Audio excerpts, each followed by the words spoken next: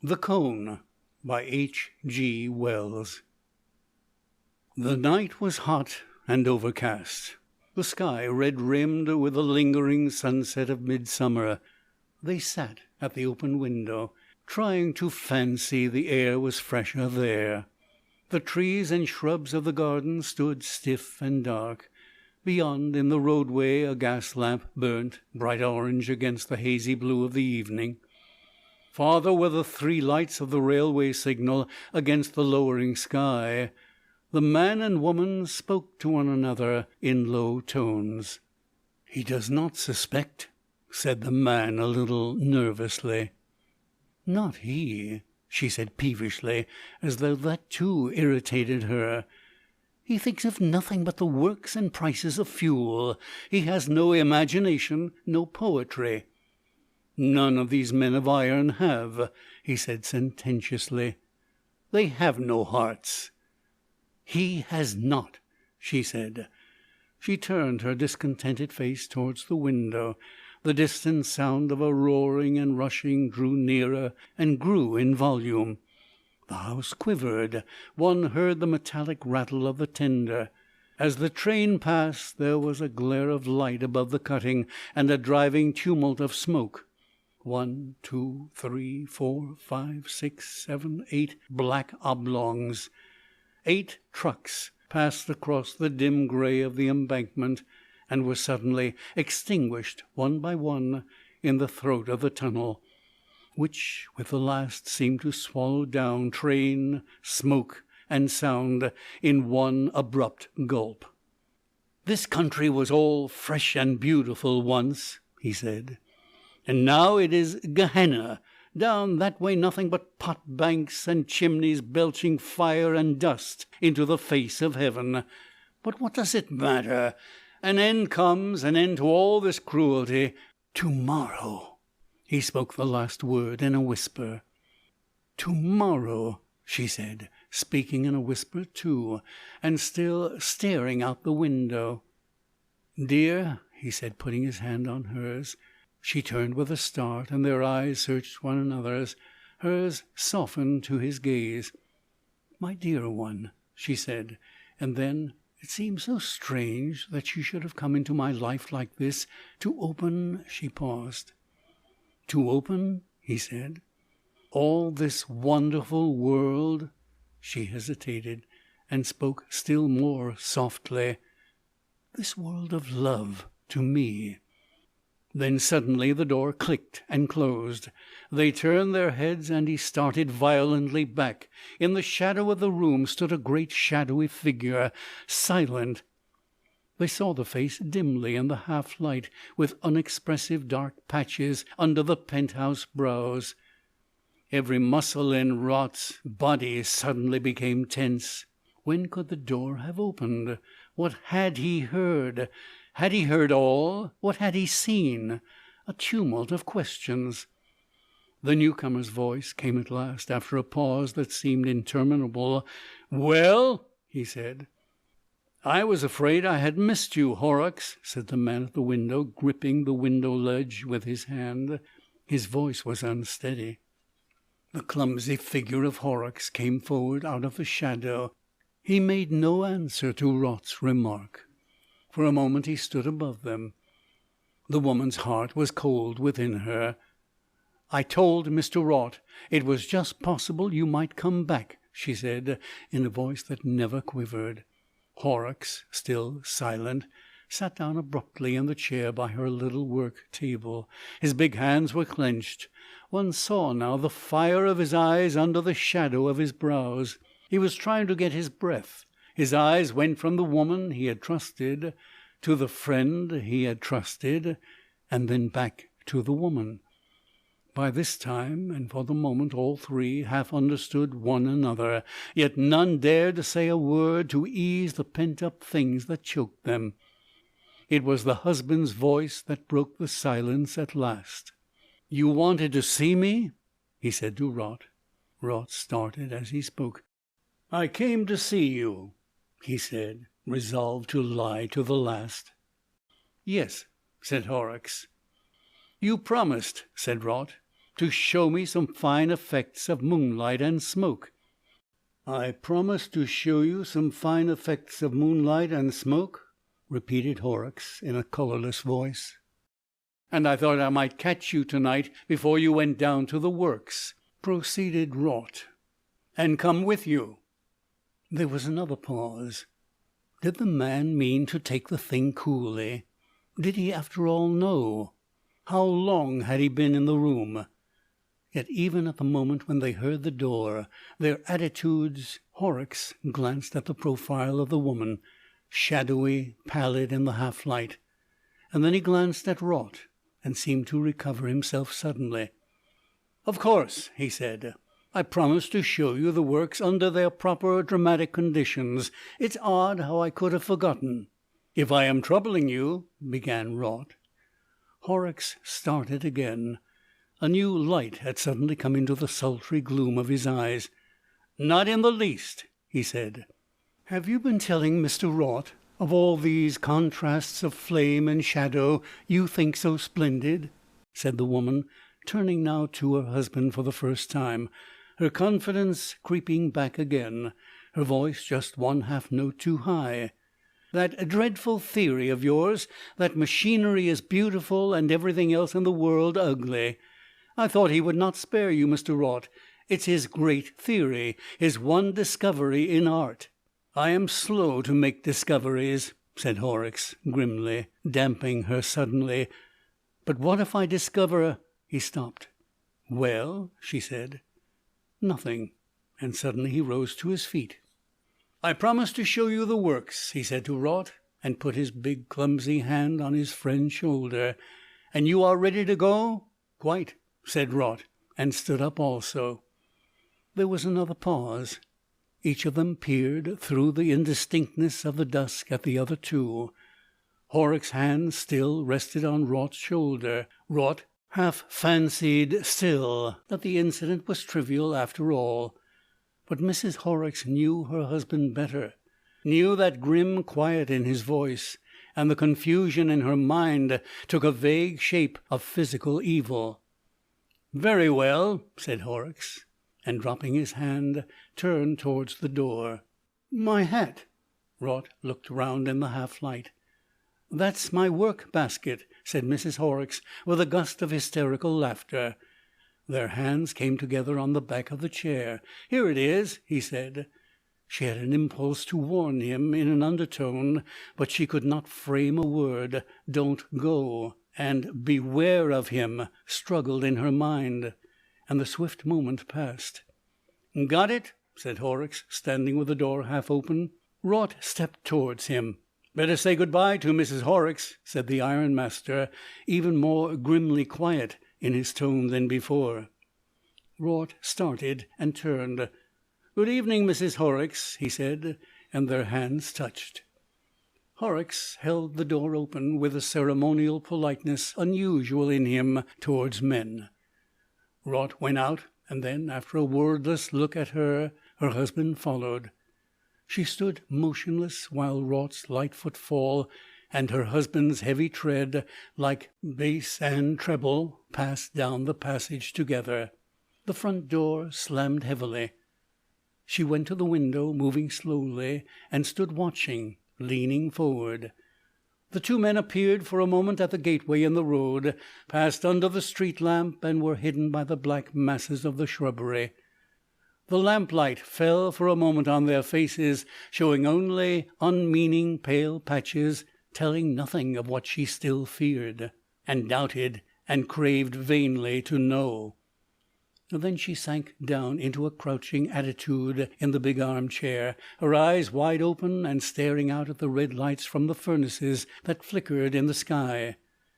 An hour after she was still there, her attitude scarcely changed. The oppressive stillness of the evening weighed heavily upon Raut. They went side by side down the road in silence, and in silence turned into the cinder-made byway that presently opened out the prospect of the valley. A blue haze, half dust, half mist, touched the long valley with mystery. Beyond were Hanley and Etruria, grey and dark masses, outlined thinly by the rare golden dots of the street lamps, and here and there a gaslit window, or the yellow glare of some late working factory or crowded public house. Out of the masses, clear and slender against the evening sky, rose a multitude of tall chimneys, many of them reeking, a few smokeless during a season of play. Here and there a pallid patch and ghostly stunted beehive shapes showed the position of a pot-bank or a wheel, black and sharp against the hot lower sky, marked some colliery where they raised the iridescent coal of the place. Near at hand was the broad stretch of railway, and half-invisible trains shunted, a steady puffing and rumbling, with every run a ringing concussion and a rhythmic series of impacts, and the passage of intermittent puffs of white steam across the further view. And to the left, between the railway and the dark mass of the low hill beyond, dominating the whole view, colossal, inky black, and crowned with smoke and fitful flames, stood the great cylinders of the Jeddah Company blast furnaces, the central edifices of the big iron works of which Horrocks was the manager. They stood, heavy and threatening, full of an incessant turmoil of flames and seething molten iron, and about the feet of them rattled the rolling mills, and the steam hammer beat heavily and splashed the white iron sparks hither and thither.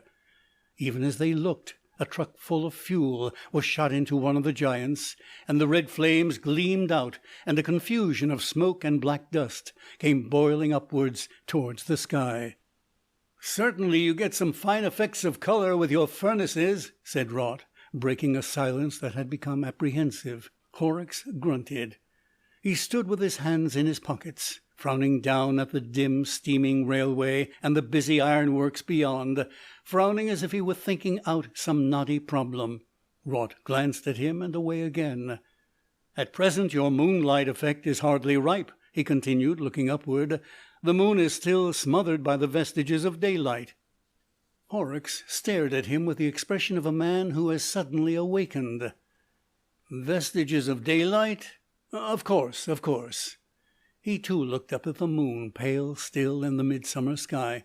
"Come along," he said suddenly, and, gripping Rot's arm in his hand, made a move towards the path that dropped from them to the railway.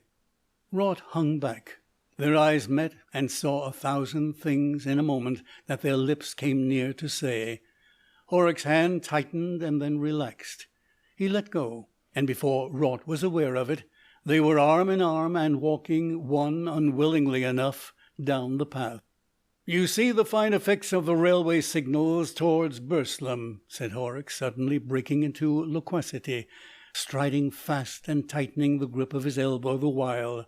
"Little green lights and red and white lights, all against the haze. You have an eye for effect, Rot. It's a fine effect.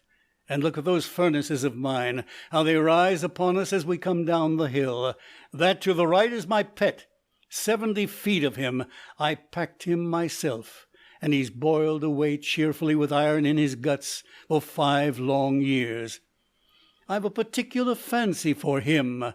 That line of red there, a lovely bit of warm orange you'd call it, Rot. That's the puddler's furnaces. And there, in the hot light, 3 black figures. Did you see the white splash of the steam hammer then? That's the rolling mills.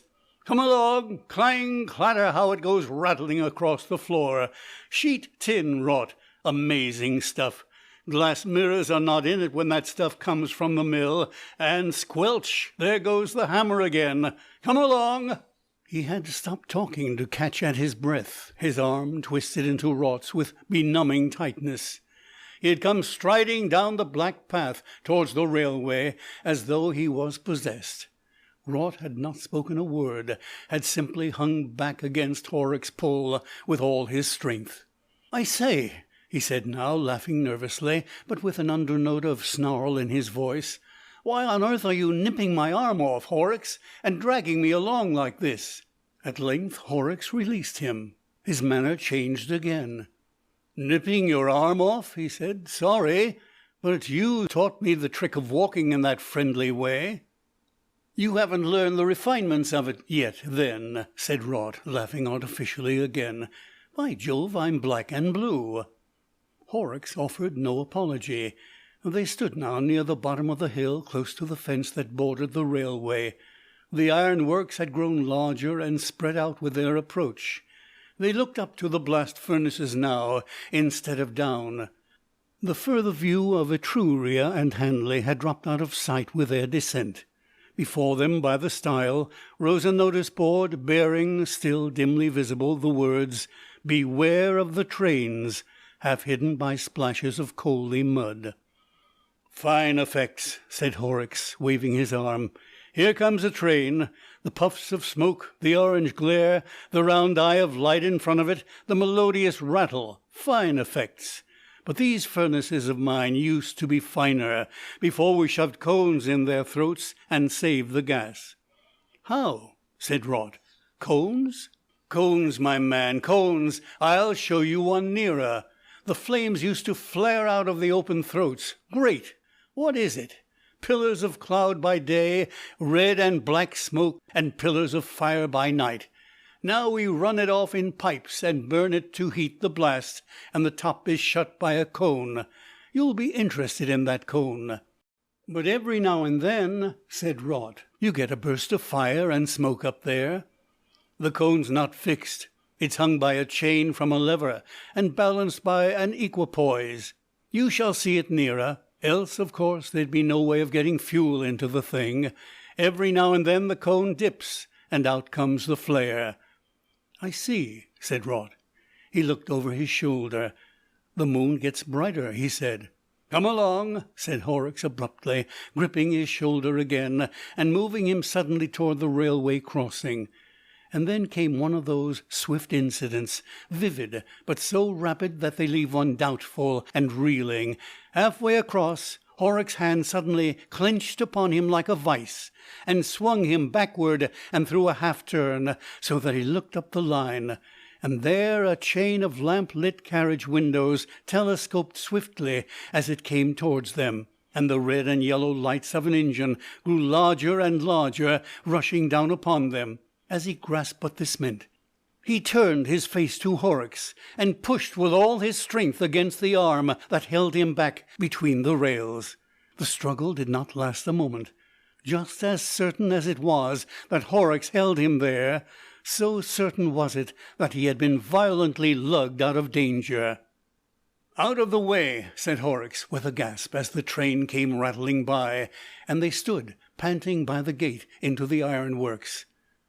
"I did not see it coming," said Rot, still, even in spite of his own apprehensions, trying to keep up an appearance of ordinary intercourse. Horrocks answered with a grunt. "The cone," he said, and then, as one who recovers himself, "I thought you did not hear." "I didn't," said Rot. "I wouldn't have had you run over then for the world," said Horrocks. "For a moment I lost my nerve," said Rot. Horrocks stood for half a minute, and then turned abruptly towards the ironworks again. "See how fine these great mounds of mine, these clinker heaps look in the night. That truck yonder, up above there, up it goes and out tilts the slag. See the palpitating red stuff go sliding down the slope. As we get nearer, the heap rises up and cuts the blast furnaces. See the quiver up above the big one? Not that way, this way between the heaps. That goes to the puddling furnaces. But I want to show you the canal first." He came and took Rot by the elbow, and so they went along side by side. Rot answered Horrocks vaguely. What, he asked himself, had really happened on the line? Was he deluding himself with his own fancies? Or had Horrocks actually held him back in the way of the train? Had he just been within an ace of being murdered? Suppose this slouching, scowling monster did know anything? For a minute or two then Rot was really afraid for his life. But the mood passed as he reasoned with himself. After all, Horrocks might have heard nothing. At any rate, he had pulled him out of the way in time. His odd manner might be due to the mere vague jealousy he had shown once before. He was talking now of the ash heaps and the canal. "Eh?" said Horrocks. "What?" said Raut. "Rather the haze in the moonlight. Fine." "Our canal," said Horrocks, stopping suddenly. "Our canal by the moonlight and firelight is an immense effect. You've never seen it? Fancy that! You've spent too many of your evenings philandering up in Newcastle there. I tell you for real florid effects. But you shall see. Boiling water." As they came out of the labyrinth of clinker heaps and mounds of coal and ore, the noises of the rolling mill sprang upon them suddenly, loud, near, and distinct. 3 shadowy workmen went by and touched their caps to Horrocks. Their faces were vague in the darkness. Raut felt a futile impulse to address them, and before he could frame his words they passed into the shadows. Horrocks pointed to the canal close before them now, a weird-looking place it seemed, in the blood-red reflections of the furnaces. The hot water that cooled the tuyères came into it, some 50 yards up, a tumultuous, almost boiling affluent, and the steam rose up from the water in silent white wisps and streaks, wrapping damply about them. An incessant succession of ghosts coming up from the black and red eddies, a white uprising that made the head swim. The shining black tower of the larger blast furnace rose overhead out of the mist, and its tumultuous riot filled their ears. Raut kept away from the edge of the water and watched Horrocks. "Here it is red," said Horrocks. "Blood-red vapour, as red and hot as sin. But yonder there, where the moonlight falls on it and it drives across the clinker heaps, it is as white as death." Raut turned his head for a moment, and then came back hastily to his watch on Horrocks. "Come along to the rolling mills," said Horrocks.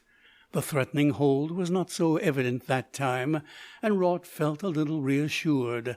But all the same, what on earth did Horrocks mean about white as death and red as sin? Coincidence, perhaps? They went and stood behind the puddlers for a little while, and then through the rolling mills, where amidst an incessant din the deliberate steam hammer beat the juice out of the succulent iron, and black, half-naked Titans rushed the plastic bars like hot sealing wax between the wheels. "Come on," said Horrocks in Raut's ear, and they went and peeped through the little glass hole behind the tuyères, and saw the tumbled fire writhing in the pit of the blast furnace. It left one's eyes blinded for a while. And then, with green and blue patches dancing across the dark, they went to the lift by which the trucks of ore and fuel and lime were raised to the top of the big cylinder. And out upon the narrow rail that overhung the furnace, Raut's doubts came upon him again. Was it wise to be here, if Horrocks did know everything? Do what he would, he could not resist a violent trembling. Right underfoot was a sheer depth of 70 feet. It was a dangerous place. They pushed by a truck of fuel to get to the railing that crowned the place. The reek of the furnace, a sulphurous vapour streaked with pungent bitterness, seemed to make the distant hillside of Hanley quiver. The moon was riding out now from among a drift of clouds halfway up the sky, above the undulating wooded outlines of Newcastle. The steaming canal ran away from below them under an indistinct bridge, and vanished into the dim haze of the flat fields towards Burslem. "That's the cone I've been telling you of," shouted Horrocks, and below that 60 feet of fire and molten metal, with the air of the blast frothing through it like gas in soda water. Raut gripped the handrail tightly and stared down at the cone. The heat was intense. The boiling of the iron and the tumult of the blast made a thunderous accompaniment to Horrocks' voice. But the thing had to be gone through now. Perhaps, after all... "In the middle!" bawled Horrocks. "Temperature near 1,000 degrees. If you were dropped into it, flash into flame like a pinch of gunpowder in a candle. Put your hand out. Feel the heat of his breath. Why, even up here I've seen the rainwater boiling off the trucks. And that cone there, it's a damn sight too hot for roasting cakes. The top side of it's 300 degrees. 300 degrees, said Raut. 300 centigrade, mind," said Horrocks. "It will boil the blood out of you in no time." "Eh?" said Raut, and turned. "Boil the blood out of you in—" "No, you don't." "Let me go!" screamed Raut. "Let go my arm!" With one hand he clutched at the handrail, and then with both. For a moment the two men stood swaying, and then suddenly, with a violent jerk, Horrocks had twisted him from his hold. He clutched at Horrocks and missed. His foot went back into empty air. In mid-air he twisted himself, and then cheek and shoulder and knee struck the hot cone together. He clutched the chain by which the cone hung, and the thing sank an infinitesimal amount as he struck it. A circle of glowing red appeared about him, and a tongue of flame, released from the chaos within, flickered up towards him. An intense pain assailed him at the knees, and he could smell the singeing of his hands. He raised himself to his feet and tried to climb up the chain, and then something struck his head. Black and shining with the moonlight, the throat of the furnace rose about him. Horrocks, he saw, stood above him by one of the trucks of fuel on the rail. The gesticulating figure was bright and white in the moonlight, and shouting, "Fizzle, you fool! Fizzle, you hunter of women! You hot-blooded hound! Boil, boil, boil!" Suddenly he caught up a handful of coal out of the truck, and flung it deliberately, lump after lump, at Raut. "Horrocks!" cried Raut. "Horrocks!" He clung crying to the chain, pulling himself from the burning of the cone. Each missile Horrocks flung hit him. His clothes charred and glowed, and as he struggled the cone dropped, and a rush of hot, suffocating gas whooped out and burned round him in a swift breath of flame. His human likeness departed from him. When the momentary red had passed, Horrocks saw a charred, blackened figure, its head streaked with blood, still clutching and fumbling with the chain, and writhing in agony, a cindery animal, an inhuman, monstrous creature that began a sobbing, intermittent shriek. Abruptly at the sight, the ironmaster's anger passed. A deadly sickness came upon him. The heavy odour of burning flesh came drifting up to his nostrils. His sanity returned to him. "God have mercy upon me!" he cried. "O God, what have I done?" He knew the thing below him, save that it still moved and felt, was already a dead man, and the blood of the poor wretch must be boiling in his veins. An intense realization of that agony came to his mind, and overcame every other feeling. For a moment he stood irresolute, and then, turning to the truck, he hastily tilted its contents upon the struggling thing that had once been a man. The mass fell with a thud and went radiating out over the cone, and with the thud the shriek ended, and a boiling confusion of smoke, dust, and flame came rushing up towards him. As it passed he saw the cone clear again, and then he staggered back and stood trembling, clinging to the rail with both hands. His lips moved, but no words came to them. Down below was the sound of voices and running steps. The clangour of rolling in the shed ceased abruptly. End of The Cone by H. G. Wells.